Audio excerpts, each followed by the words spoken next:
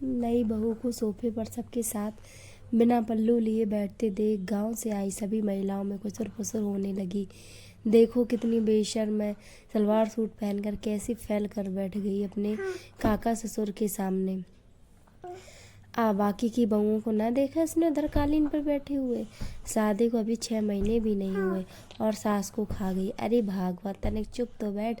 गंभीर बीमारी थी उसे, 10 महीने में से बिस्तर पर पड़ी थी बेचारी। बहू के कदम सुबह जो मुक्ति मिल गई उसे। काकी की जली कटी बातों पर काका ने साधते हुए कहा, हाँ ठीक है, हमें कब पड़ी। ये ठहरे शहर के बड़े बड़े लोग, इनके लिए काहे की संस्कार, इसलिए तुम कुछ नहीं बोलते हैं घर में। अब चुपचाप सुनो। और छोटा, हम दोनों जा रहे हैं हरिद्वार अस्थि विसर्जन के लिए।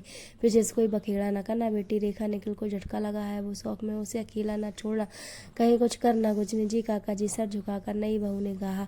उनके जाने के बाद निखिल अचानक सीने में हुए दर्द से तड़पने लगा। अब क्या करें, घर माँ कौनो मर्द भी नहीं है, कैसे बुलाएं। काकी जी आप प्लीज़ निखिल को उठाकर गाड़ी में बिठाने मेरी थोड़ी मदद कर दीजिए, रेखा ने कहा और कार स्टार्ट करके निखिल को अस्पताल ले गई। डॉक्टर ने कहा कि कार्डियक अटैक था, आप वक्त पर ले आए वरना मुश्किल था। वहाँ डॉक्टर के कहे अनुसार बार बार दवाई लाना, फल और जूस लाना, जांचें करवाना और फिर ऑपरेशन के लिए अपनी एफडी तोड़वाकर रुपयों का इंतजाम करना। ये सब करते हुए देख रेखा चक्कर गिरने की तरह घूम रही थी और बड़ी कुशलता से ऐसी विपरीत परिस्थिति में उसने सब संभाल लिया। आखिर निखिल की जान बच गई।